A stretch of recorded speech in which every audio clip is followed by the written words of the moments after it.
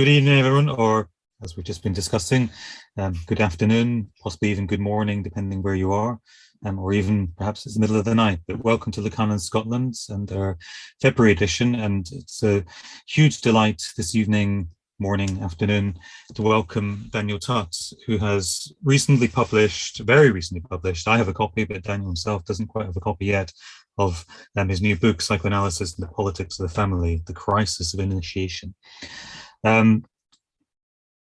When Daniel was introduced to me by Duane Roussel, who suggested that we publish this manuscript that he'd written, and when I first received the email from Duane, I was not immediately gripped. The idea of a book on the family, thought could be interesting, doesn't sound family, it's not the sexiest topic.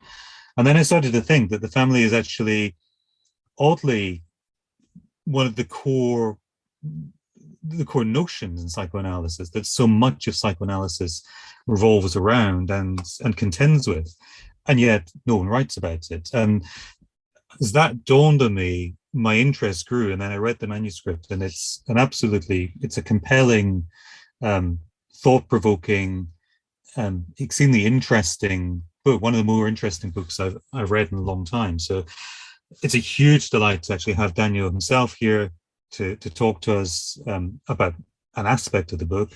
But I strongly recommend you, particularly if you're turned on by Daniel's talk tonight, to seek out a copy. It is a very good book, very well worth reading. But for now, I'm going to hand over to Daniel. Daniel, thank you so much for coming. Over to you. Okay. Well, greetings, everyone, and hello. I'm extremely honored to be with you tonight. What I want to do is basically discuss the second chapter of my book, called The Social Superego and the Paradox of Liberation. Now, as a background, I've been fascinated with the American historian Christopher Lasch and some of the ways that Lasch understands through a very, very interesting psychoanalytic lens, a critique of culture.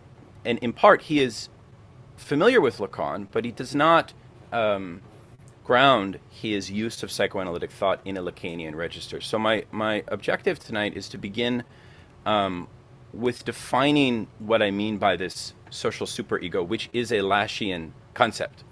And as a warning, I'm not going to do a kind of close reading of Lacan.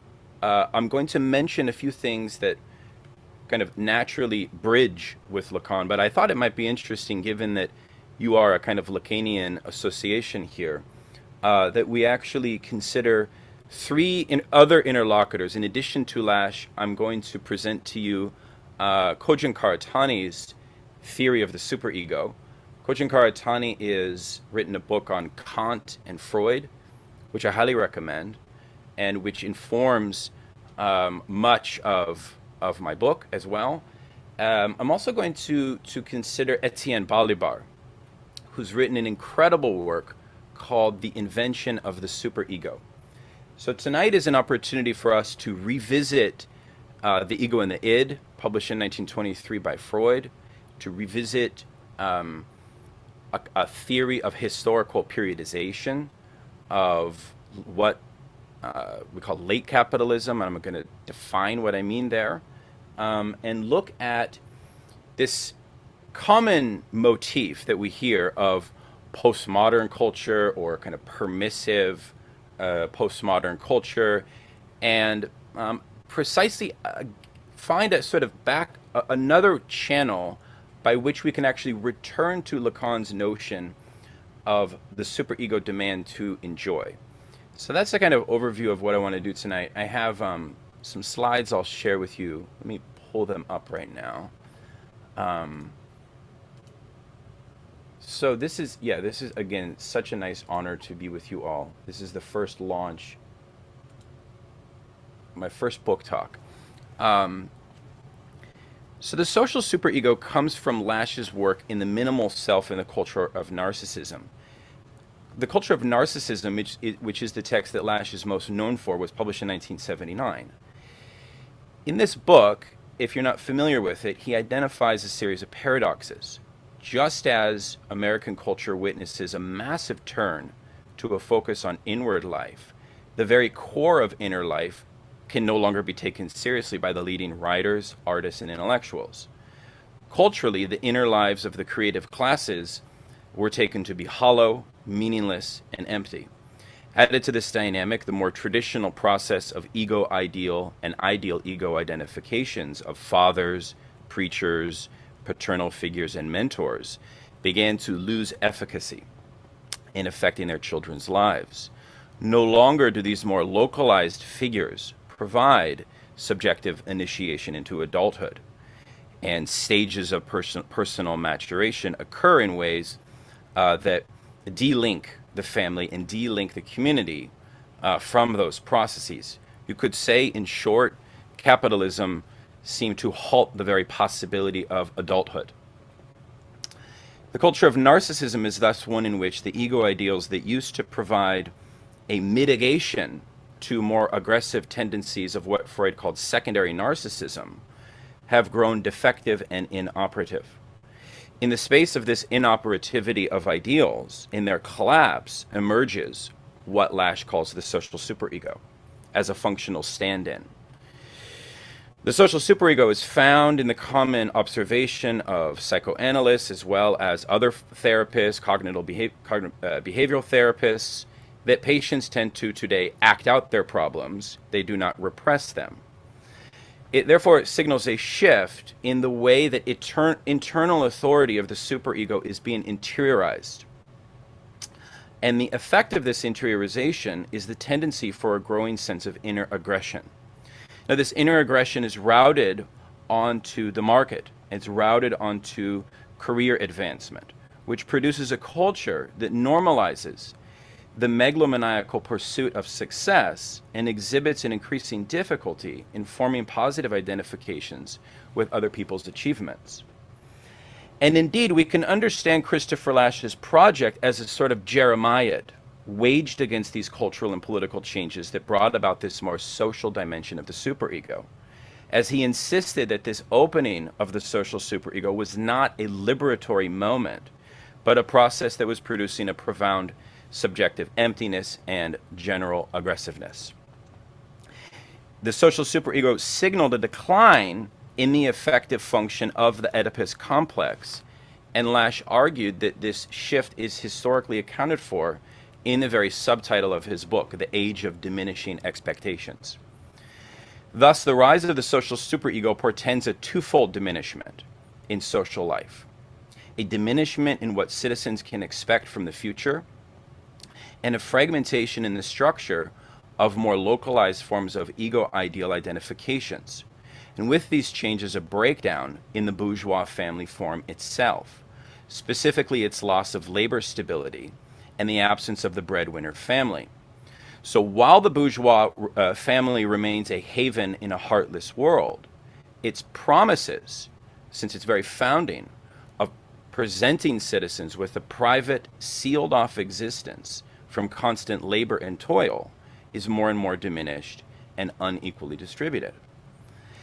Now, as these social and cultural changes were accelerated in the 1970s, which were a result of social and political policy changes and transformations in political economy, specifically intensified financialization, the liberal and progressive left, along with the literary and cultural commentariat, tended to embrace these social and cultural changes as forms of liberation, often welcoming them as offering more room for horizontal organization of work and family life, freer self-expression, and a loosening of patriarchal authority.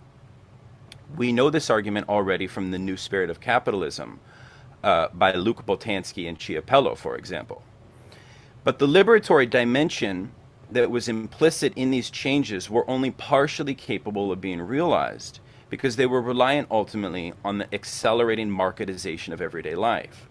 That is, the problem resided in the fact that these liberation mechanisms were only discoverable via the market, not via a continued and patient experimentation in revolutionizing the family form itself, or in the more patient militant struggle of the New Left, which at one time had set itself the task of radically re-envisioning the family and overthrowing society.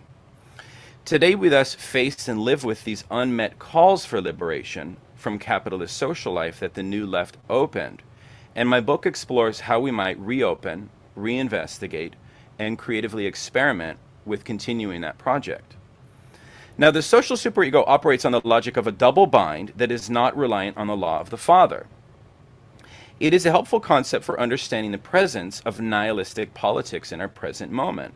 And I believe that the task ahead of us is not to further or accelerate its aggressive tendencies, to drive a kind of capitalist deterritorialization or an acceleration of these already fragmenting tendencies. I try to argue that there's a different task ahead of us, which is to develop a different form of necessity of the family as a possible revolutionary agency. This is a task which requires a distance from the very process of marketization. Now, the post-2008 political order is one that is marked by an intensification of labor demands put on men and women alike, the rise of expert managers over the sphere of everyday life, the rise of the precarious gig economy, smartphones and apps that manage household life, and indeed our age is witnessing an intense disciplinary system.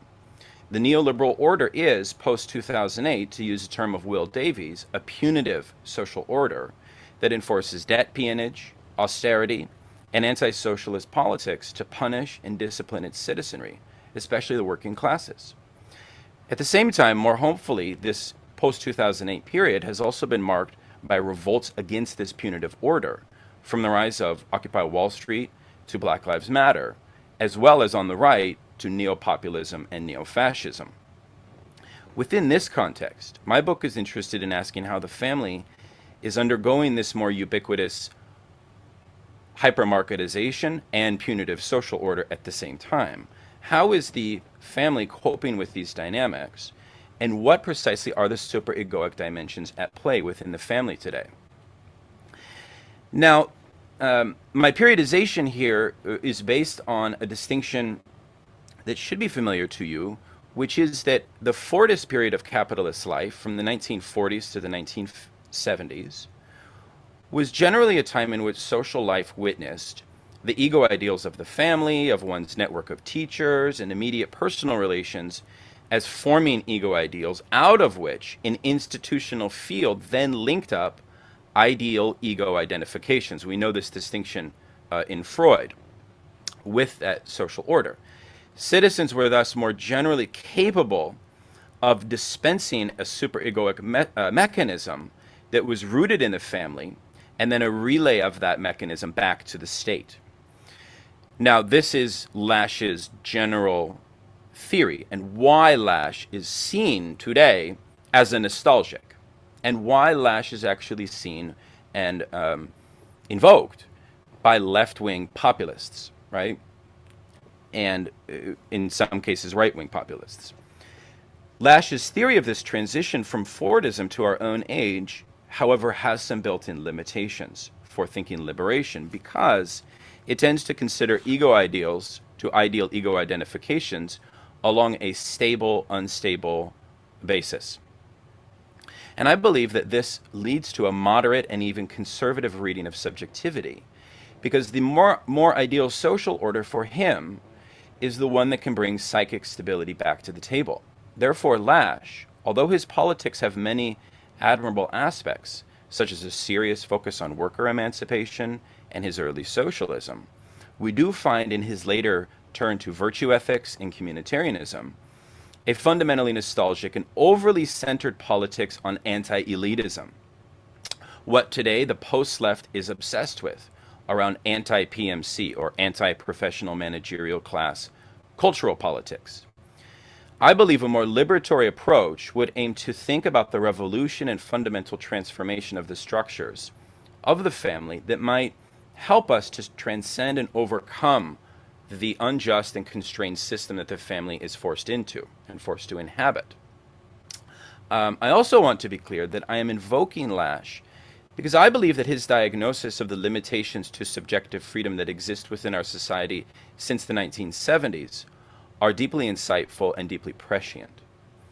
Let me repeat the main thesis here. Under conditions of hypermarketization, family subjectivity, and indeed the very mode of subjective life more generally, experiences the rise of a different form of the superego. This social superego lacks the same relay system to ideal ego identification situated in institution and more local vectors of family and community life. There arises in this situation a certain cynicism, and people take a more ironic distance to social authority. And this leads to greater social and political atomization. We therefore can say that for Lasch, the social superego is strengthened in direct proportion to the depletion and the diminishment of the efficacy of ego ideal identifications. So this new configuration of social authority meant that secondary narcissism, or what Lasch, following the model of Otto Kernberg, called pathological narcissism, is released as a normalized form of social personality. In other words, narcissism breaks down and undergoes a crisis wherein more pathological forms of secondary narcissism become more and more common. And these are aggressive identifications instead of self-love. And we remember for Freud that primary narcissism is basically akin to the philosopher Spinoza's idea of the conatus, or the necessity that subjectivity must strive for its own self-preservation. And self-love is directly a part of that. In general, narcissism is marked by a libidinal form of self-love that is sexualized. This would lead Lasch to argue that the age we live in is basically post-Oedipal. And that is why he uses the narcissist myth to basically swap out the Oedipal myth, which is an interesting comparison to the way that Lacan does this in his later work as well, swapping the Oedipal idea, calling it both a myth, but also converting it to what he calls the name of the father. In so doing, Lasch points to a subjective shift in the very process of primary narcissism. More precisely, he points to a pervasive stunting of primary narcissism. This stunting is directly correlated to the socialization of the family and the increasing dominance of the market intervening in more areas of social and psychic life. So you may be weary about my theory here, or weary about creating a kind of stark historical periodization from Fordism to our own time. I want to draw your attention to the following quote from Horkheimer, who is a philosopher with the Frankfurt School. This is an interesting point that Horkheimer draws out, and I would invite you to read this to get a sense of what I mean about this historical transition. What this quote indicates, and I can read it out loud, is under the pressure of the father, children were supposed to learn not to conceive failures in terms of their societal causation, but to stop at the individual aspect and to render this absolute in terms of guilt, inadequacy, and personal inferiority. If this pressure was not too harsh, and above all, if it was softened, maternal tenderness, then this resulted in human beings who were also capable of seeing faults in themselves. Human beings who learned through the father's example an attitude of independence, a joy of free dispositions and inner discipline, who could represent authority as well as freedom and could practice these. Where the family was adequate to its tasks, they gained a conscience, a capacity to love, and consistency. This was productive and progressive. Okay. So what we have here is something breaking down in what is broadly called by psychoanalytic theorists of the Oedipal process. There's a kind of alteration, a kind of mutation, a crisis, precisely. Lasch is theorizing this vis-a-vis the social superego. I want to now return to an understanding of what Freud means by the superego itself. Freud's theoretical discovery of the death drive marks a shift in the way the superego relates to the social field in his book Beyond the Pleasure Principle, published in 1920. Here, aggression for Freud is thought of as a constitutive dynamic of the libidinal composition of the subject. The death drive is a theory that portends significant political consequences. Freud suggests that this inward aggressivity is mediated by the external dynamic of the superego. And he makes this argument in 1923. But again, with the discovery of death drive, the theory of the superego is not exactly mediated by what he before put forward, which was the notion that the regulating logic of the superego is basically based on an external censor. And I have a diagram to break this down in a moment. I think it's important that we understand the political context and the social dynamics involved with Freud's theories, both of Oedipus, of death drive, of superego itself. Now, here I do not mean to suggest that psychoanalytic truths are sutured to the field of politics, or that psychoanalysis should be conceived of as a political set of truths. My claim is rather that we benefit from reading Freud's and even Lacan's insights into social and political matters when we understand the development of their ideas not solely from the position of clinical insights, but as also developed out of a need to regulate a perceived political crisis in their own context. Now, there are three perspectives that I want to highlight in this regard. The first is the thought of Kojin Karatani, the Japanese Marxist philosopher. The second is Étienne Balibar, the French philosopher, in his work on Freud's invention of the superego. And finally, I want to point your attention to the work of Karl Schorsky's and his very interesting essay on Freud's politics, which is entitled Politics and Patricide in Freud's Interpretation of Dreams. Let us start with a definition of the Freudian death drive. Now, Freud introduces the death drive in Beyond the Pleasure Principle in 1920 as, quote, the sadistic component in the sex drive. The death drive is thus the original sadism in the sexual drive, and is also a source of unpleasure in the sexual drive that upsets the pleasure principle, or, quote, a tendency serving a function whose task is to render the mental apparatus completely free of excitation, or to keep the amount of excitation in it constant or as low as possible. Freud argues the death drive precedes the pleasure principle, and it is not in a bounded state. At times, he refers to the death drive in mythical terms, calling it demonic, in the sense that a demon is at work in it, or a figure of pure drive, detached from the sexual drives. Freud writes, quote, the obscure anxiety of persons unfamiliar with analysis, who hesitate to awaken something they believe should be left asleep, is fundamentally a fear of the appearance of this demonic compulsion. Now, as we know in Beyond the Pleasure Principle, this compulsion is discoverable in three very interesting examples. The first, the repetition of dreams. The second, the spontaneous play of children. And the third are the traumatized war patients that Freud analyzed during and after the First World War. But the demonic and masochistic status of the death drive is not the final word on the concept. The death drive is a theory not of death as such. It is rather a theory of the way inorganic matter is bound up with the drives. As Catherine Malibu puts it, what goes beyond and what comes back through to the compulsion to repeat is not the threat of death. It's not the image of endangered life. It's not the situation of a being toward death faced with her fragility. Such situations are not irreducible to pleasure. Basically, the death drive aims at a state of being which is neither life nor death, but their very similarity. While there is much to be said about the death drive from a theoretical point of view, for our purposes, we will define it here as an internal source of negativity and aggression that functions to inhibit the aggressive drive itself. It is therefore an internal mechanism of repression. Now, the concept of the superego is developed most clearly 3 years later in 1923.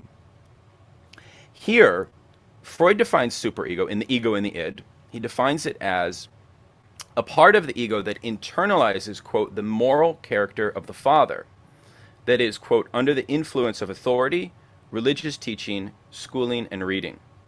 The superego therefore regulates the conscience of the subject, and under the conditions of the Oedipus complex, it internalizes the unconscious guilt of the child's parents. Now, by the time of writing the ego and the id, we see emerge an implicit dialectic between death drive and superego in Freud's thought. Importantly, Freud's discovery of the death drive coincided with a political and social moment in Europe at the end, which witnessed the end of the Austro-Hungarian Empire following the First World War. This was a time of profound social and political emancipation, with the success of the Bolshevik Revolution of 1917, the collapse of the aristocratic regimes across Europe.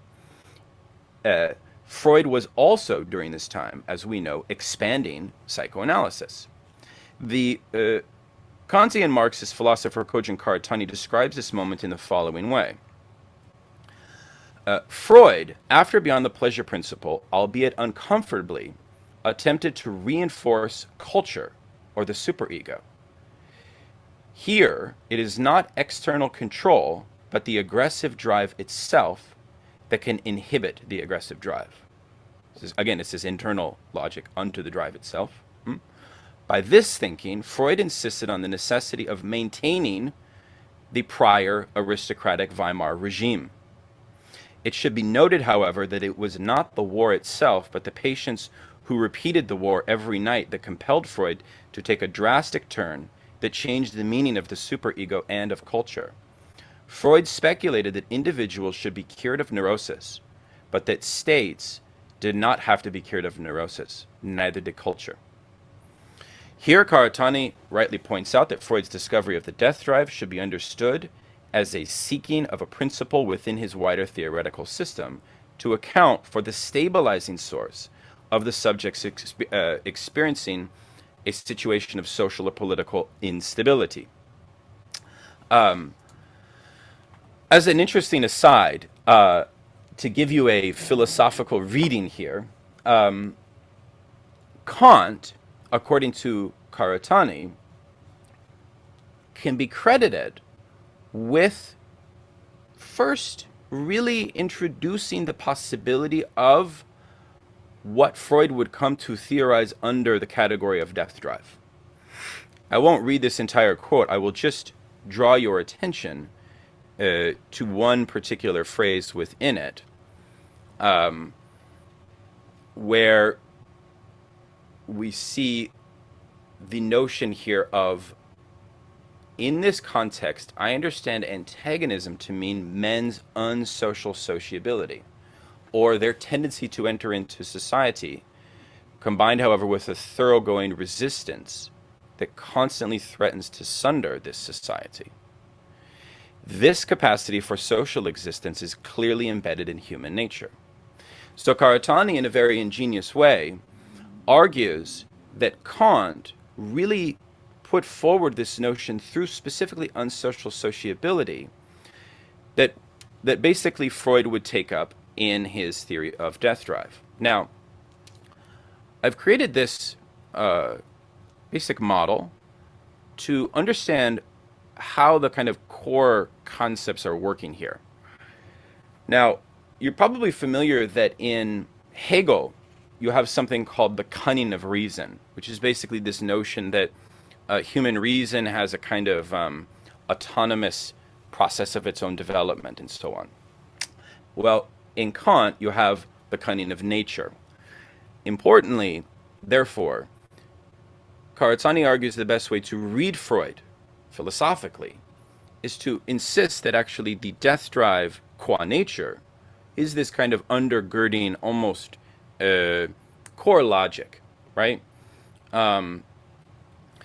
So that's a helpful background. Now, as a young clinical institution during this social upheaval, psychoanalysis was suspected by some circles in Europe to express implicit support to the idea of the Bolshevik Soviet councils that were forming after their revolution in Russia.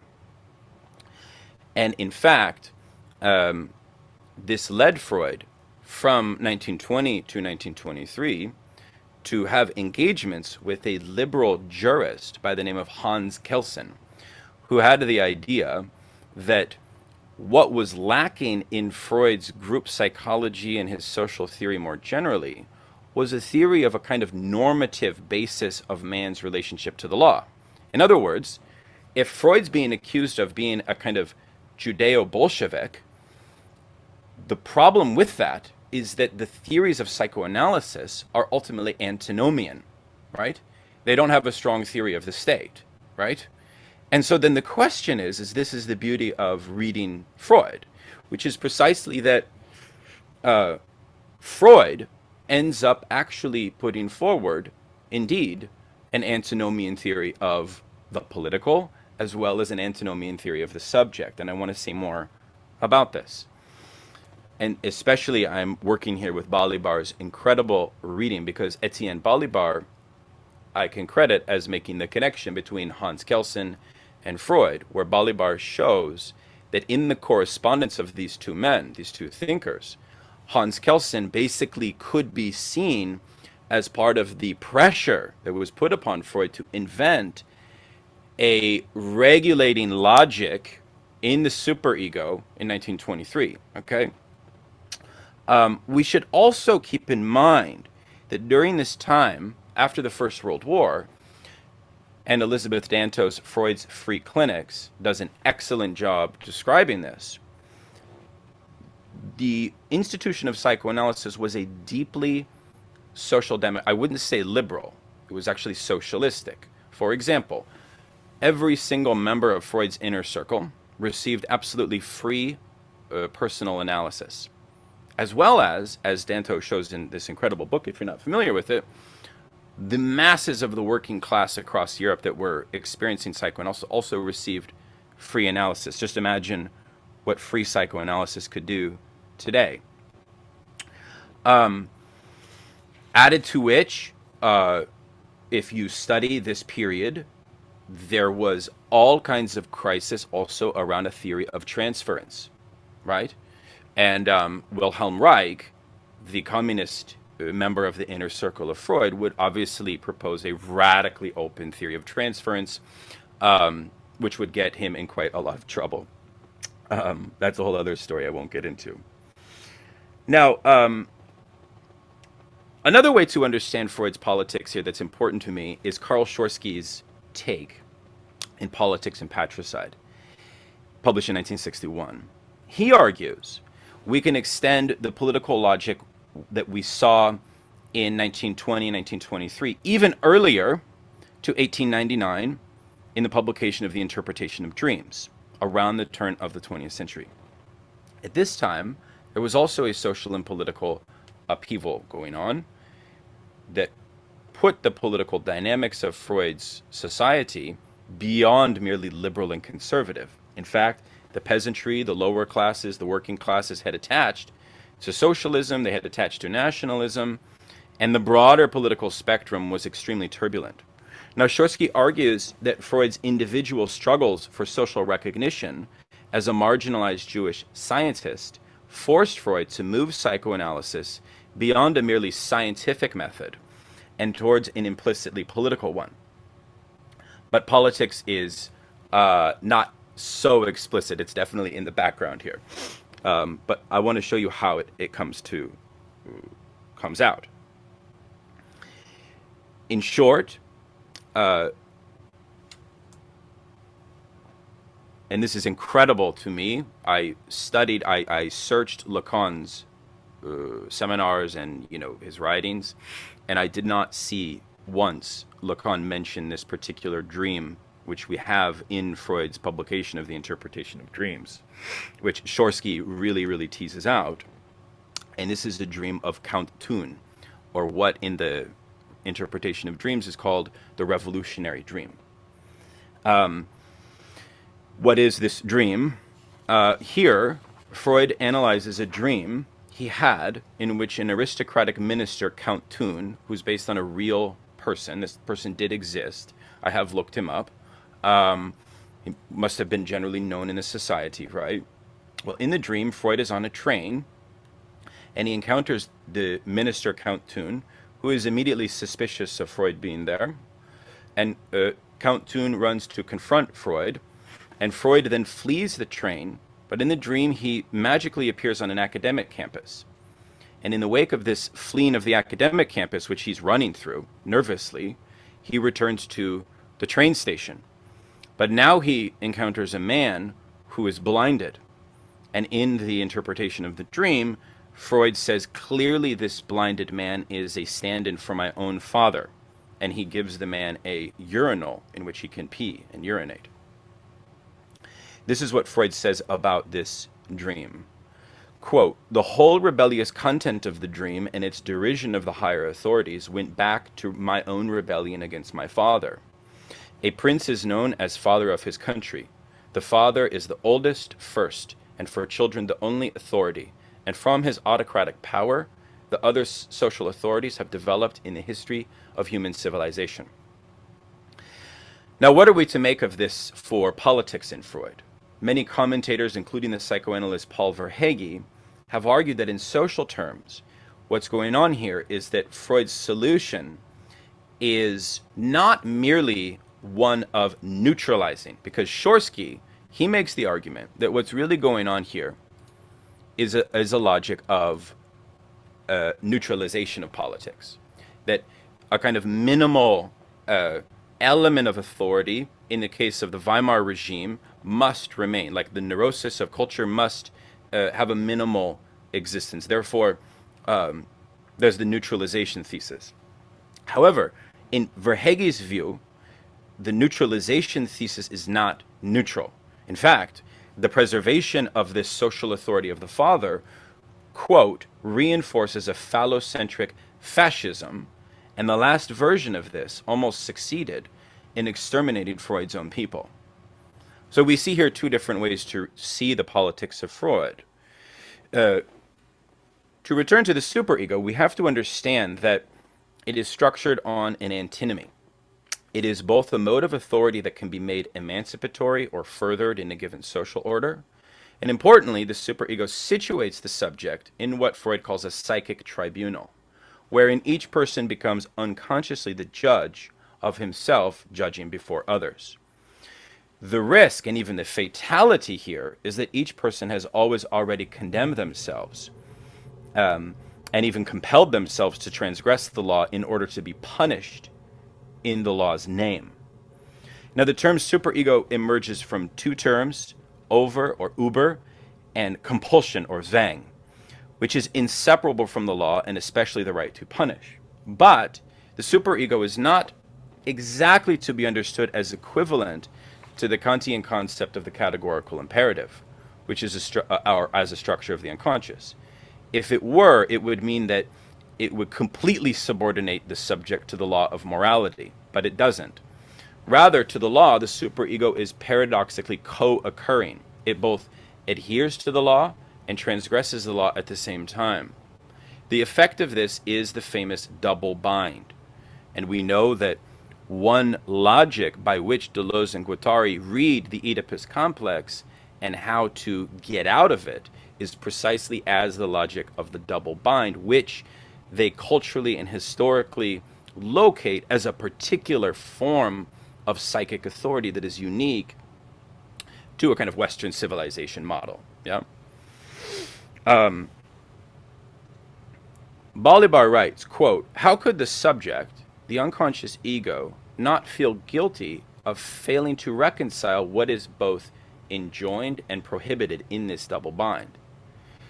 If the superego establishes a tribunal, it is founded on a personal instance that is inscribed within a genealogical succession, as well as an impersonal instance constituted by a network of institutions." So here we can see a nice quote from Balibar.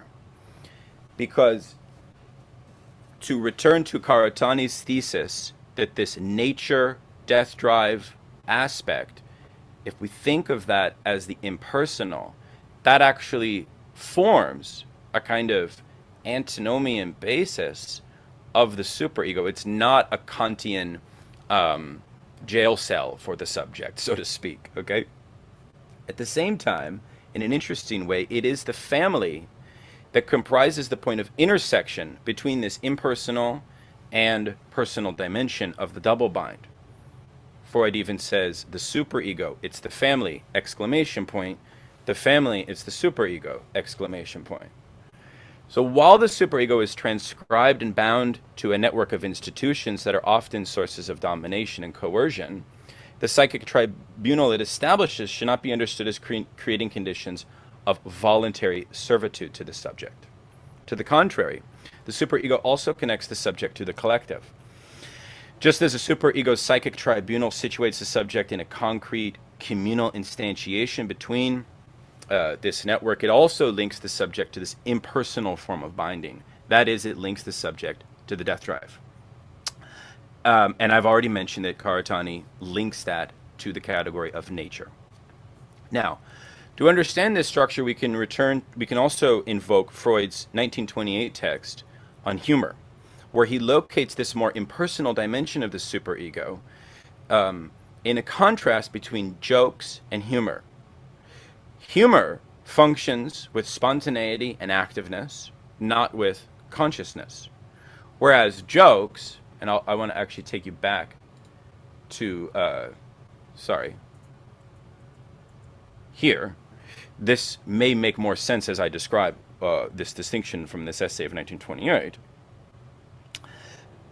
Humor is without consciousness, whereas jokes function in a highly conscious way. When one makes a humorous joke, they are not necessarily using wit and irony.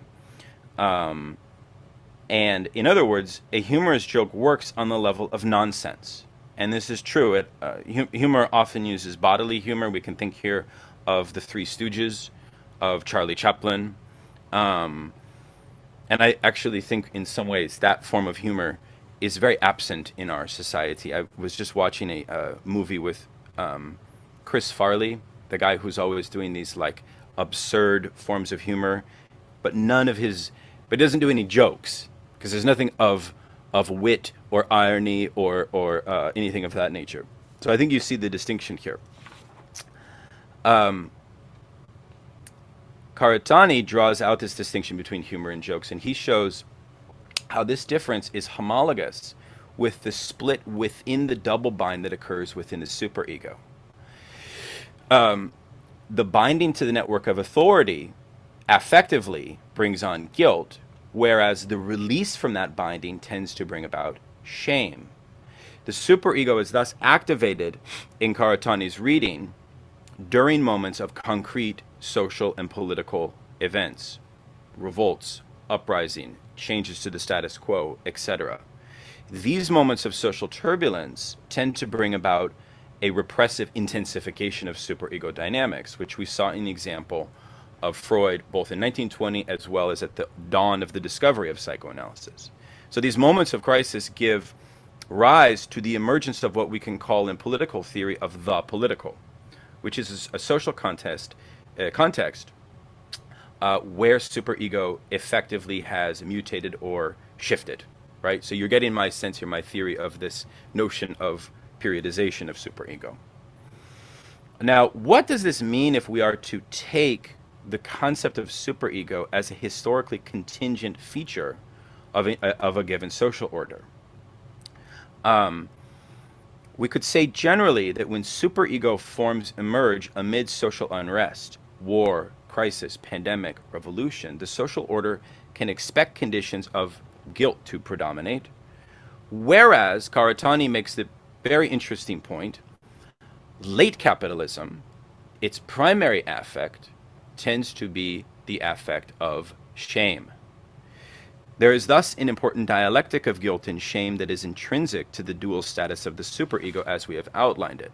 And what that can also mean is that Lash's theory of the social superego is actually a theory of the paradoxical deprivation of the more traditional Freudian model of superego, right?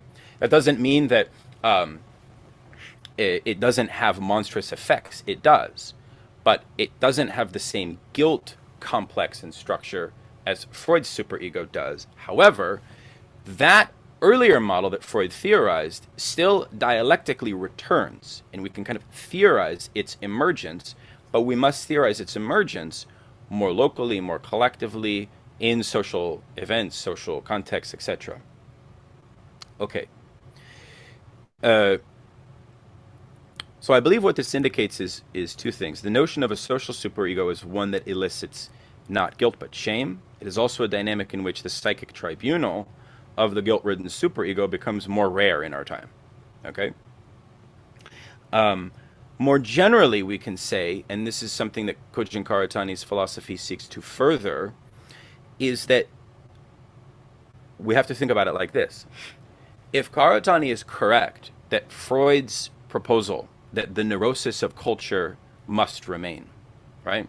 That we can kind of do an individualist overcoming of neurosis, but society basically is helpless there, i.e. a kind of element of the aristocratic antagonism or Unbehagen, yeah, must in fact remain.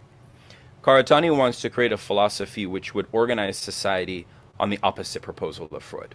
That in fact, if we understand a sophisticated notion of what the consequences might be of this death-driven inner mechanism, we can actually think about the creation of a sphere of exchange that would not immediately alienate. And Karatani develops this as a revamped theory of the sphere of the nation and of aesthetics and of sentiment. And so what comes from this is, I think, a very beautiful way to speak to contemporary affect theory, ultimately. Because if our society is marked by the intensification of shame, which, again, this is something that Lacan hints at in The Other Side of Psychoanalysis, when he says that the university discourse, which is the predominant discourse of our time, and later he will, of course, somewhat revise that by adding in the kind of insidious combination of both capitalist discourse and university discourse. But what affect does it dispense? It is an affect of shame that it dispenses with, right?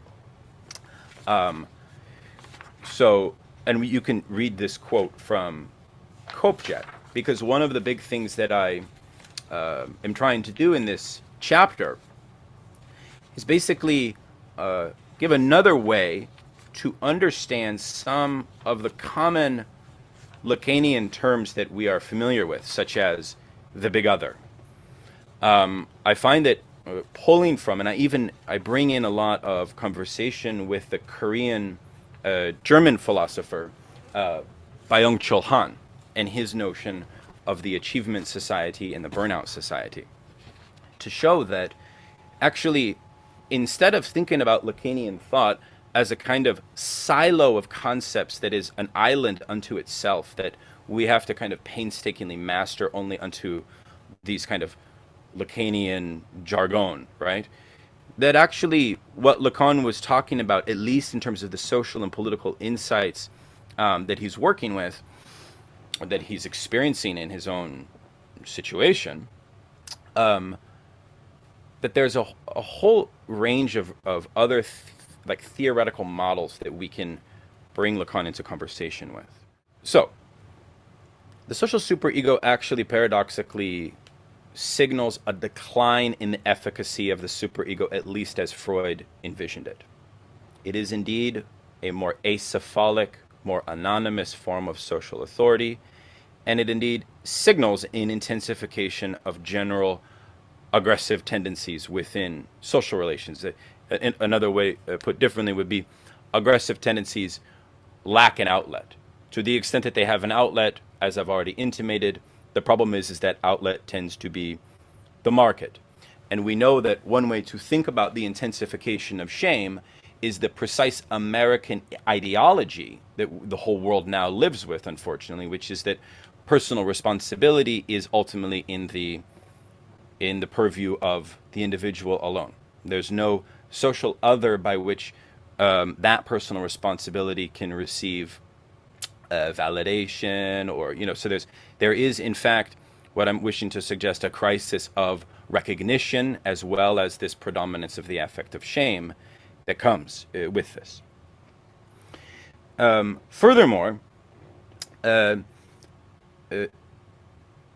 believe that with the insights of Karatani, we can argue that any social order that is undergoing a liberationist upsurge will still in fact be confronted with a superegoic mechanism, and that this superegoic mechanism is one that liberation movements, emancipatory movements, left-wing movements in particular, need, I think, psychoanalysis precisely to instruct them with this reality. And part of my book is actually an understanding of the way of, okay, if the family is basically no longer granted the same sealed off, private, leisurely breadwinner structure that the Fordist period had, and before it there were prior iterations going back much further. If that's now been blown apart, and that the family authority is no longer able to engage in this kind of compulsionary mechanism of ego ideal to ideal ego to the state, that kind of Lacan stable model has completely broken apart. One of the questions that I have, and this is what I call, in fact, the crisis of initiation itself, this is the precise issue. But within that emerges a paradox, which is that those that wish to push against the social order, challenge the social order, put some kind of contestation, they have to subjectively have the kind of conceptual tools to understand the way that superegoic mechanisms can emerge in their very act of liberation. So this is what I call the paradox of liberation, which I develop in more detail in the book. I want to also draw and return a little bit of attention here to some of the dangers of the notion of this shift. And what I mean by that is the following. There are some conservative Lacanians, Pierre Legendre, Jean-Claude Michéa, even Zizek at times, who basically have a sort of tendency to basically say what we're talking about, social superego, is basically the kind of fault of radical feminism. It's a fault of a kind of culturalist aspects of the new left, and therefore that the castrating mother is in the new place of where the law of the father was, and for Legendre that means we must actually weaponize the name of the father precisely as a social instrument and pragmatic device to bring back a patriarchal structure. So much of my book is contending with these insights, but doing so in such a way that we ethically have a kind of sensitivity to these very, very, I would consider quite dangerous consequences, you see. So in conclusion, where is the family today in all of this? If the superegoic mechanism is basically defective on the one hand or depleted, is that really true?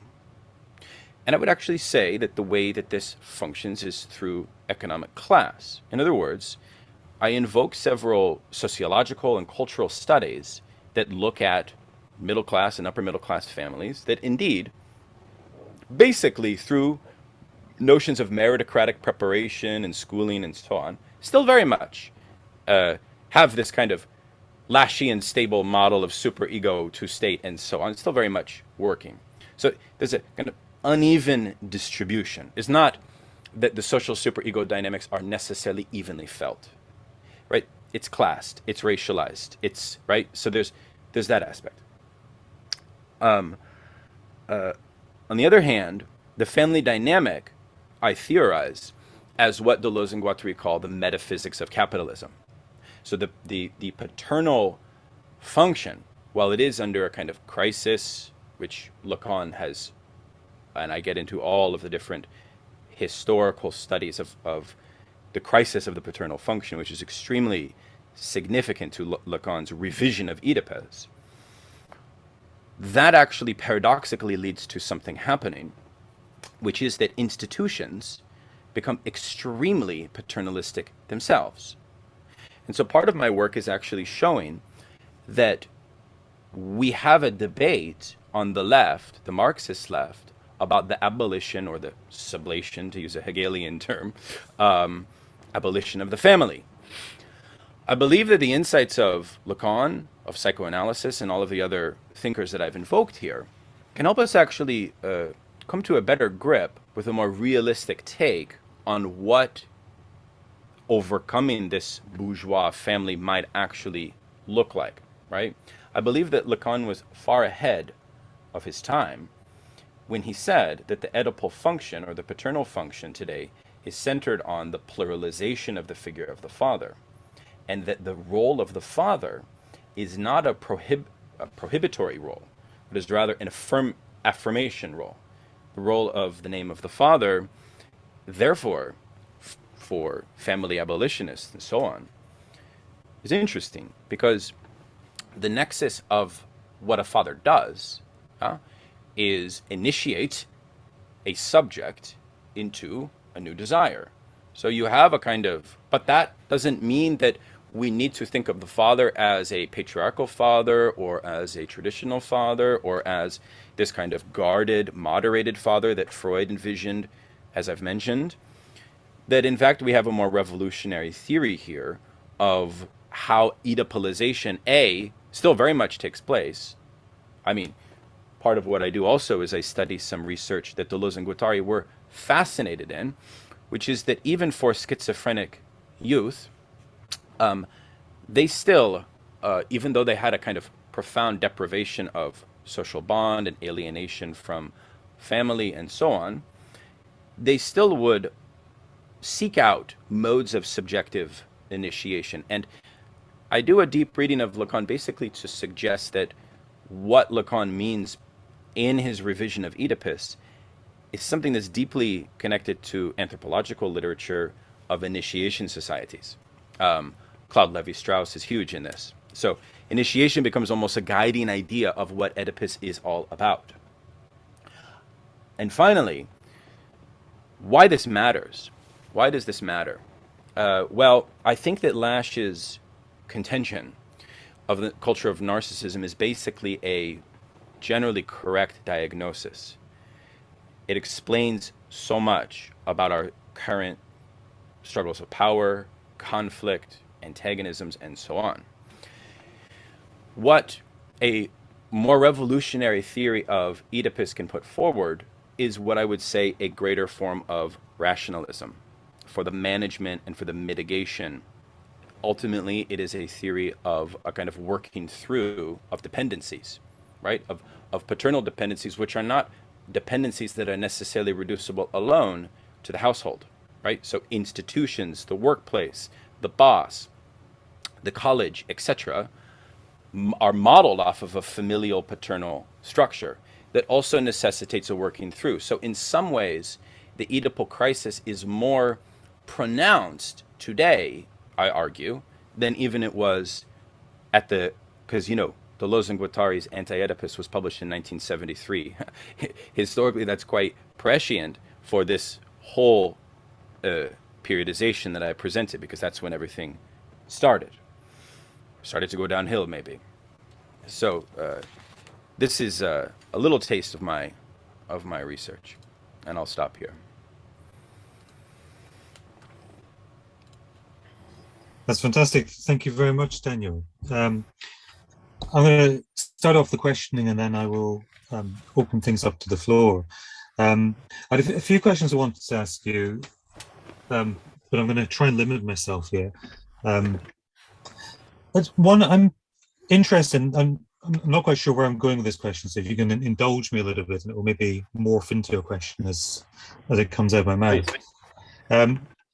This idea of the decline of the father figure and the kind of what Kati calls the Telemachus complex, which I think is a similar thing you're alluding to. And there's been a lot of people who made this point that as the father figure declines, we look for the father figure elsewhere. And this is seen to be, or it's been hypothesized, been behind the rise of the populist movements across the West, and people like Trump and over here, Boris Johnson. Kind of makes sense in a way, but I wonder, particularly listening to you and the way you very carefully and for me, shine a light on the kind of historicization, putting everything into a very careful historical perspective. That idea of the decline of the father, and you kind of hinted this at the very end of your talk there, is, we're already getting this back in the 1970s, and that's nearly 50 years ago now. Yeah. And I wondered, to what extent is that idea still the necessary idea? Or is it, particularly given this particular moment in history, we seem to be post-COVID potentially moving into some kind of technological feudalism rather than late capitalism, and the Yeah, state becomes something of a sideshow. yeah. Where does that leave us in terms of that Oedipal structure? Do we need, Hmm. or are we allowed that Oedipal structure anymore? Is that Oedipal structure become something of in itself, a nostalgia? Hmm. Okay, yeah, very good question. I mean, my if if um if the child is the father to the man, like that kind of reversal, we always have to think of what we intuitively or even stereotypically think of Oedipus, and Lacan would basically flip it on its head, right? And so I show that there's been a number of thinkers, because people can't decide if we are post-Oedipal, if we are pre-Oedipal. Lasch argues that American liberalism and the social superego is pre-Oedipal. That's referring to these aggressive tendencies and so on and so on. And I have, in some ways, a tendency to agree with him. But if we extract Oedipus as a political concept, which I try to do, there's a way to think about it as the kind of introduction of a society and of social relations that would be more prone to the rational management and solidarity and coordination and inter interconnectivity, etc., across class, across race, all of our divides. So in that way, there's a kind of proactive theory of Oedipus as a theory of transcending the family. And therefore, you could almost talk about Oedipus as a true sublation of the family. In other words, a successful Oedipus beyond just the family, but let's say the family qua institutional logic is what I'm after. Because I try to show in the book that actually, if Lasch is right, and you know, Lasch did all of this work on the history of American liberalism and 19th century liberalism. Well, what we find in liberal political thought is, unfortunately, a definite tendency for the propping up of necessary transcendental figures of paternal authority within social life, right? There are certain unbridgeable figures of mastery. My reading of Oedipus is more in line with the Slovene school's reading of Oedipus, which is that Oedipus is actually a reference not to what Deleuze and Guattari thought it was, which was for them, they almost thought in a kind of punk anarchist way that it had to do with reinforcing a normalized form of socio-symbolic life. The Slovene school, Zupančič, Dolar, and Žižek, basically say it's the opposite of that. A successful Oedipalization is actually something which is going to promote a form of subjective radicality, a deformation of the very status of normativity as such. In fact, without it, normativity is kind of in crisis in a certain way. So I see it as a theory of subjective freedom. It has all of this baggage. So there then becomes a careful ethical dance that you have to do with the conservative tendency that is implicit in it. And that is what Lasch got in so hot water about. And we need to avoid, in my opinion. But I think it's worth using psychoanalysis to put that onto the table. If we're serious about thinking a form of subjective liberation that will be less reliant on the thrownness of this kind of shame structure of marketization, as well as more aware, because one of the processes here is that revolts end up quietly and unconsciously necessitating an obedience to certain impassible figures of mastery. So it's therefore a kind of education for the radical left and for people that wish to revolt or alter the status quo. And, you know, there's a bit of work that I do on Marcuse and the new left's incorporation of psychoanalysis, because I think for them, Lacan has a lot to teach them, because for them they were thinking that the overthrow of the status quo in society is an overthrow of the reality principle. They almost had a kind of too biological theory of the drive. But you know, this impersonal dimension of the drive that I tried to tease out in Karatani, and which is definitely present in Lacan, I think gives us a much better way to theorize precisely how we are revolting. And I would say that revolting, one of the more important things is to overcome paternal dependencies that are unconsciously bound up with our place within institutions, within social life, and so on. That we need to actually think that more radically. And I hope this makes sense. Now, I don't know if I addressed your question, but I think I made it clear that I'm not of the camp that believes that we've ever left the Oedipal dynamic. I think that we haven't left it. Although I'd love to see what you think about that, and if you disagree, it would be. No, I mean, I think that's a really, I mean, I have the privilege, which I think most people here don't have, of actually having read the book. So um, I'm very much with you there. And I think that's one of the things that excited me in the book, that it kind of reclaims that notion and allows us to, I think the notion of utilization has become, as with so many bits of Freud, it becomes so popularized that they no longer mean what Freud meant by them. Well, Lacan didn't do us any favors because he tried to further mystify it. I mean, the only seminar that he was to give was never released. It's the one on the name of the Father. He toyed with the notion that it's my most important idea, but then he also says, if you ever read the seminars closely, you're not ready for it. There's something of the truth of this concept which produces that the culture cannot handle, which is why he intimately links this back to initiation. In fact, by the time of about seminar 18 through 20, he's obsessed with this notion. That's precisely when he is turning to Joyce and reinventing the Oedipus complex. But he's definitely wanting to say that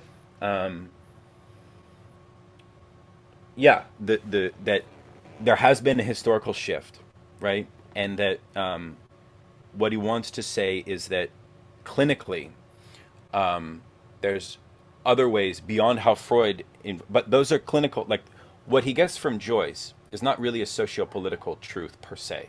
Maybe you could derive some of it. But what I try to do, since I'm not necessarily a clinician, right, is actually read Lacan through his socio-political insights, because I think that they are extremely significant. A lot of clinicians will say, well, he was just experimenting with the theory of the discourses. He didn't really mean all of these things. So speculative. Well, I think that may be true, but there's a lot of truth in the speculations, I'll put it that way. Or a lot we can use, to really kind of describe social phenomena. I mean, what he says on the capitalist discourse is so correct in my view. I mean, it is a way for Marxists to theorize what alienation is, right? How commodification creates subjective alienation, because it deprives you of an adequate social bond. And then, of course, that's interesting going back to how shame is produced at that site as well, right?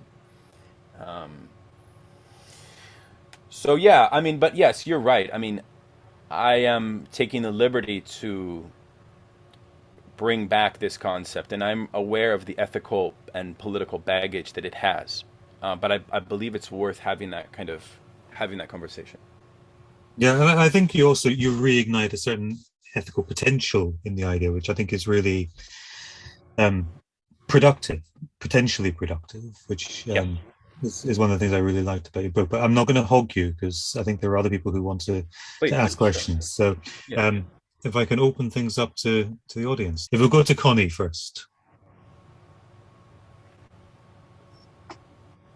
Hello, good evening. Thank you very much, Daniel, for your talk. It was super interesting, and you could go in a million directions, but I'll try and not do that and just stick to one sort of particular thread.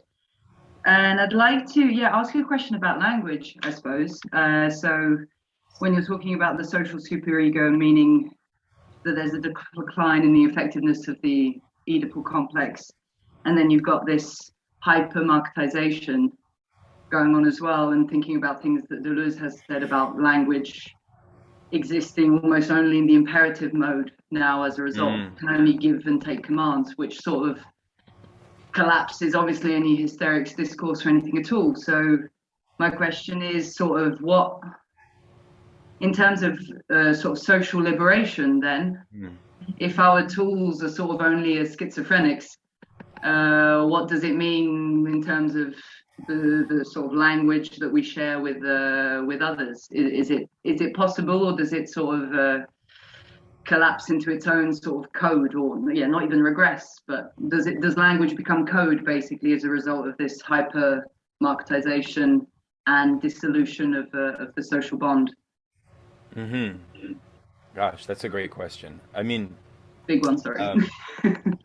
no, no, no, no, no. I definitely think that you that there is a reason why critical theory has made a turn to the body, to turn to affect, to all of this. But I at the same time consider the effects of this social superego as not total. It's it's unevenly distributed in a way. It affects subjectivity, broadly speaking, but I still insist that, in fact, and even this goes to P's question, I think that there are definitely institutions which maintain a kind of Oedipal efficacy today, and that it's actually not true, or it's maybe inaccurate to suggest that this condition is total, which is why I think that it's more a crisis than it is a post-Oedipal. So I'm not convinced of a post-Oedipal thesis, right? Um,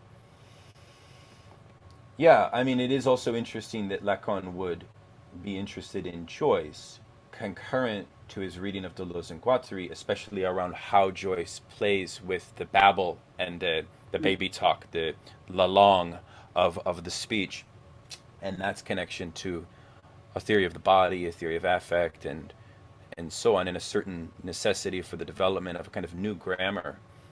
For me, I have commitments to the Marxist tradition, which means, therefore, I have an interest in sort of asking what is psychoanalysis good for within those sub-communities, within those cultures, within those spaces, locally, especially.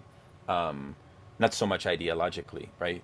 Um, and I think that superegoic dynamics play out on the left in ways which we can kind of track, because if we think of social superego as a kind of general regulating logic of consumer capitalism, produces shame, it has these certain effects, it has these effects on language. Well, concurrent to that, that's not like the only, that's not the air that we breathe. No, Karatani's periodization shows that you can theorize these ruptures and these schisms and these moments where the Freudian traditional superego almost comes back in a certain way.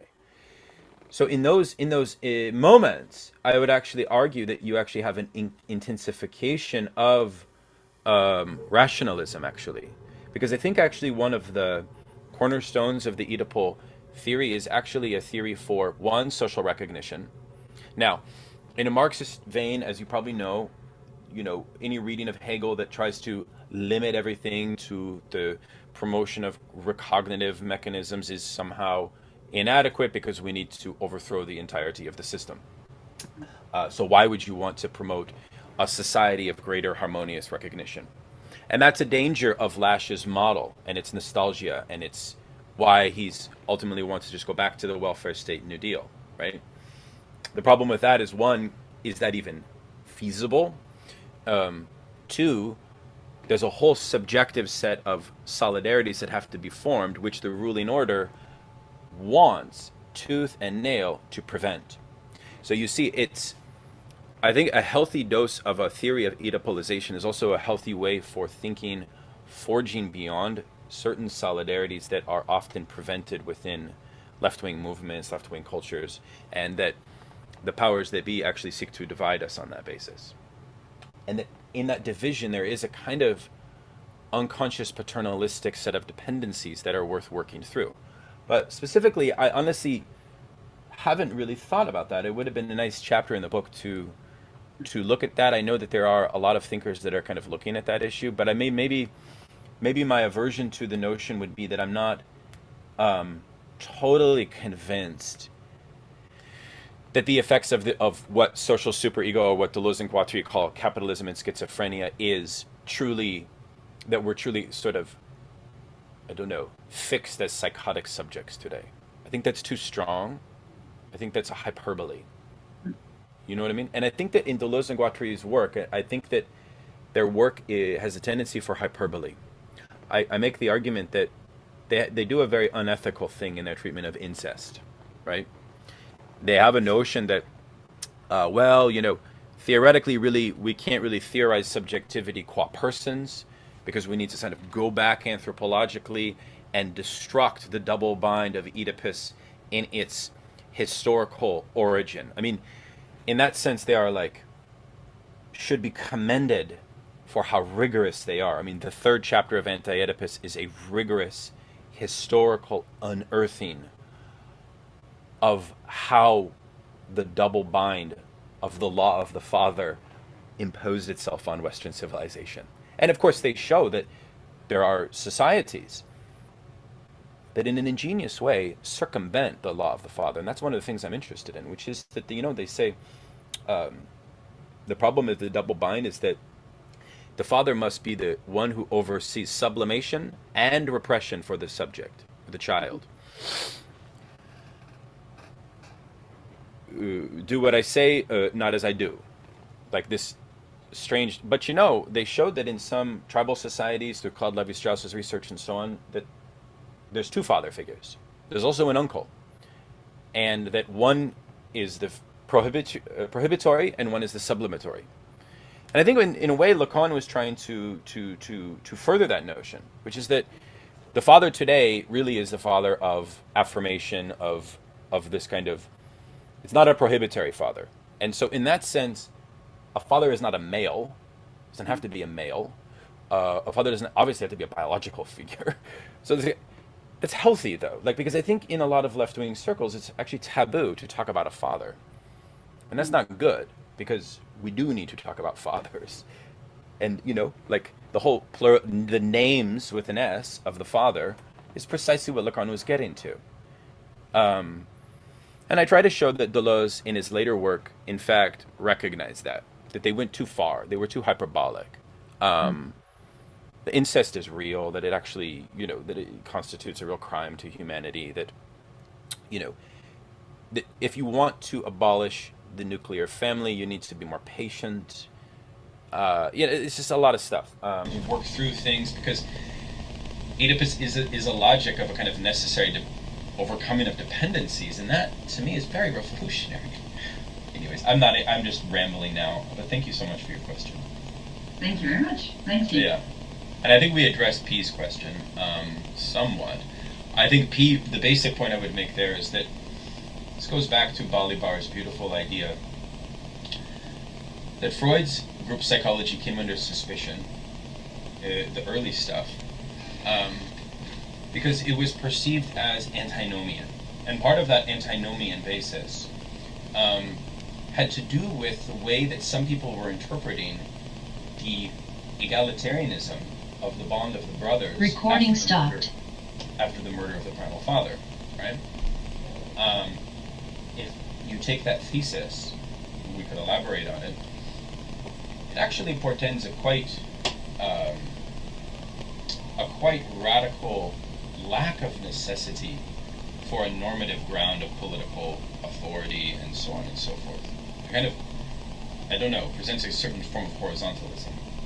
Yes, there is a loving relation that the father lives, at least symbolically, right? But I think that there's a lot to that, to further a kind of Marxiological way of thinking Freud too. So I would say that.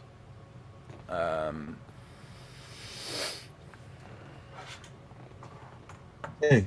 Thank you, Daniel. Do we have more hands from the audience? I wondered, just we were waiting for the audience to stretch their hands. I wondered if P's question was in relation to the events of today and yesterday as well. Yeah. It's been a very topical notion of large-scale demonstrations of aggression as well. Yeah. Yeah, I mean, I think part of the logic of the social superego, as Lasch articulates it, I think, quite nicely, and Lacan has some hints at it as well, although Lacan, I think, couldn't see the emergence of these new figures of what you might call kind of pathetic mastery or obscene mastery, right? Where they kind of reveal everything is out on the table. and they play with the shame. So it kind of goes back to this, if the kind of dominant affect of the effect of this social superego is shame, well, that looks quite different than the dominant affect being guilt, because when the dominant affect is guilt, there is a kind of mercurial aspect to authority. There's something kind of hidden. And we saw today, for example, the Ukraine government put a meme out where they associated themselves, this is like their equivalent of the CIA, as Hitler. And then a big dominating picture of Hitler with a baby Putin. So that, I think, is a good kind of way to think about this strange mutation. So you sort of still have this kind of explicit authority, but it's no longer having to follow the same kind of social taboos and social regulations that the more traditional patriarchal leader would follow. So therefore, it also changes maybe the very definition of the psychopolitics of fascism. It becomes something quite different. And we saw this with Trumpism quite clearly. Trumpism became a mimicry of elements of the left, right? Trumpism became punk, and it's a very strange thing. So, yeah, I don't know if that answers the question, but that's definitely what comes to mind. The main facilitator of shame is the absence of the social bond. So, in Lacan's matheme of the capitalist discourse, the issue that is at play for subjectivity is that the S1 is the dispensation of the satisfaction of the Unbehagen, or the frustrated desire, is never adequately fulfilled by the commodity, and that the subject undergoes a lack of a feeling of singularity because they are not adequately satiated. They cannot face their divided subjectivity more thoroughly in a more singular fashion. So there's a kind of deprivation of the subject's singularity, and that produces the affect of shame. And shame, as I showed in the quote from Kopjek, also signals the kind of diminishment in the field of being able to adequately work with social power, work with social authority. So there's a diminishment in that field in general, right? And so you have, therefore, a kind of headless relationality to a kind of unclear social authority. So social authority, paradoxically, almost becomes invisibilized in a certain way. So yeah, I hope that answers your question. Because brilliant. It's basically, for Lacan, if the university discourse is the new master's discourse,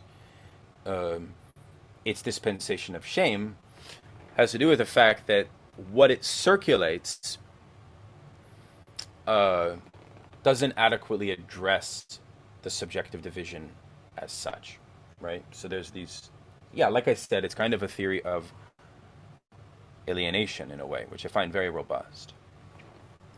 I think we have a question from Morgan. Morgan, if you want to put your mic on and ask a question, that would be lovely. Hello, can you hear me? We can, yes.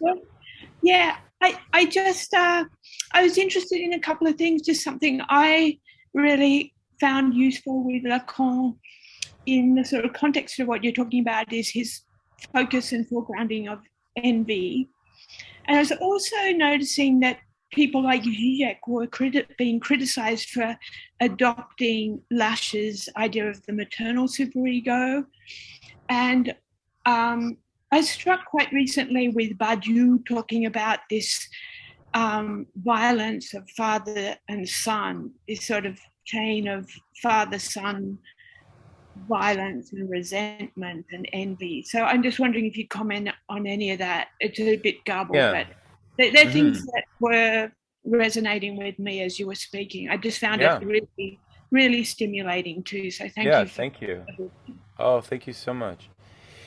Great question. Yeah, I have a whole conversation on John Rawls, the American political philosopher. Yeah, because Rawls is a guy who wrote a book called The Theory of Justice, which is one of the most important books, also written at the same year as Deleuze and Guattari's Anti-Oedipus. Right. No, it's a book of our Correct. time. It's Yeah. a book of our time, and he talks about Freud in the book, and John Kopjak makes a beautiful point, which is ultimately Rawls. There's no place for death drive in Rawls' theory of envy. Like Rawls thinks that a kind of rational deliberation could overcome the problem of envy at the heart of any social bond, any social relation, etc. Yes. Now I remember when she talks about that. Yeah. Yeah, and I invoke that idea, and I agree with her so much because I think that if Rawls informed Tony Blair, Bill Clinton in their revamped 1990s third way orientation, which is sort of the world that we live in. Yeah. Rawls is the kind of the thinker to understand today, to at least try to get an idealistic conception of how liberal capitalism wants to see the organization of citizen life and things like this. And I think there I try to show that psychoanalysis has a lot to introduce into that problematic, and it does so in a way that kind of goes back to that wider thesis that really psychoanalysis is a kind of technology or a kind of practice for subjective freedom and for working through certain dynamics, including the problem of envy. And so if you, I guess it's an invitation for you to read the 6th chapter of my book on liberalism and the Oedipal, where I get into this entire dynamic, and I also get into a conversation on Ralph Waldo Emerson, and I read Ralph Waldo Emerson as an extremely Oedipal philosopher, because Ralph Waldo Emerson had an entire theory about the necessity of the father within the sociality and so on, and so did Rawls. And so ultimately, I actually turned the conversation around and say, liberal political philosophy actually has a really vulgar reading of psychoanalysis. They are deeply actually Oedipal, if you want to use that term. And there's kind of a better way to process some of these problems that comes from Freud's truths, comes from what Freud develops. Now, on this whole maternal superego, I think this is an ethical issue because it's an issue of terminology. And, if you read someone who's a contemporary Lacan, Jean-Claude Michéa, brilliant intellectual, brilliant figure. But, he weaponizes the maternal superego and basically says, yeah, late capitalism, its mode of power is maternal, which means that the new lefts and the feminists kind of are the new superego. I think that's just an extremely unhelpful and inaccurate way to understand the situation. Intellectually, it's disingenuous. But at the same time, when we foreclose any conversation about it because we don't like how that sounds and so on, we do a danger because there actually is something going on there. So I hope that makes sense. Like, I feel like it's an ethical, political question there. Does that make sense to you, Morgan?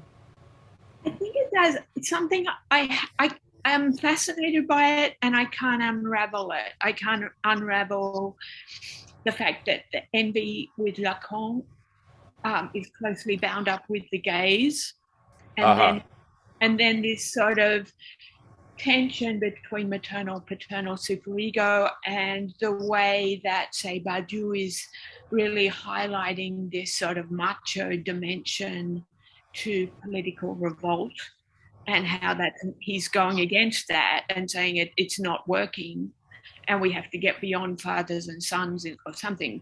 I mean, that's just my not very rigorous Yeah. Okay. Okay. Yeah. Yeah. Yeah. Well, I get into all these questions in the book, so I get into all these things, and I yes, yeah, because yes, because I'm also yes, But I'm a I will look forward to reading. So, yeah, so you're yeah, yeah, talking about all this, yeah. yeah. Okay. It's a big, big topic, Yeah. and envy in Lacan is an extremely interesting um, dynamic. But I think even envy in Freud offers so much rich uh, insights precisely for overcoming dependencies based on envy and things of this nature. But at the same time, you also get the sense in Freud that um, you know, social life needs to be constructed with an understanding of the reality of envy almost as a kind of inescapable normative aspect of intersubjective life as such, which is a proposition that I tend to agree with. So you then have a kind of ethical, political, necessary prior conversation to think how would sociality be structured such that you adequately allow people, or how does social institutional life, how is it to be set up so that envy is properly mitigated, and I think that's the deeper question. Like in Zizek's wonderful critique of Martin Hagelin's This Life, he also shows that there's no place for the Freudian death drive in Hagelin's widely read vision of a society, a socialistic society. Why? Well, it actually goes back to the same thing that I'm trying to point out apropos John Rawls, that liberal thinkers don't take Freud's insights seriously enough, in a way. And again, it goes back to this notion of, which I hope was clear to you all, of do we think of the sphere of culture as an interminable neurosis that kind of cannot be overcome, cannot be transcended? Or can we think psychoanalysis in a more radical way as a kind of really revamped cultural project of overcoming cultural sites? And of course, we're mired in a cultural war today, but maybe the wager would be psychoanalysis can help us in that much better than, hopefully. Um, so yeah, I appreciate it, Morgan. Thank you. I'm really looking forward to reading the details. Thank you very much. Yeah, enjoyed it. Thank you, Morgan, and thank you, Daniel. It's nearly UK time 10:15 at night. I see a number of our participants are having to drop off, literally and figuratively.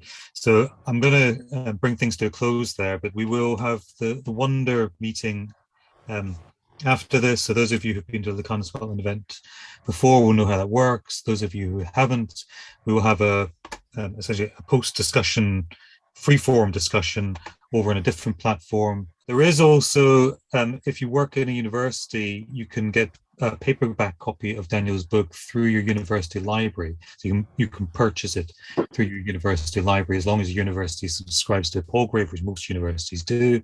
And that's considerably cheaper. So I'll post some links on how to do that as well. It's a much cheaper way of getting hold of the book in paperback copy, because the hardbacks can be a little bit expensive. Okay, I'm going to stop with the book selling. It's a very good book, so it is worth reading. Steal it if you can. And I agree with that. The important thing, Calum, Amanda, thank you very much for just a really fun event. I hope you all enjoyed it. I certainly did. Thank you for being here, Daniel. It's been great. Yeah. And okay. Thank you. See you we soon. will see you next month for Jameson Webster, who will be joining us. Possibly from Africa at the end of March. So looking forward to seeing you all there. Take care and see you soon.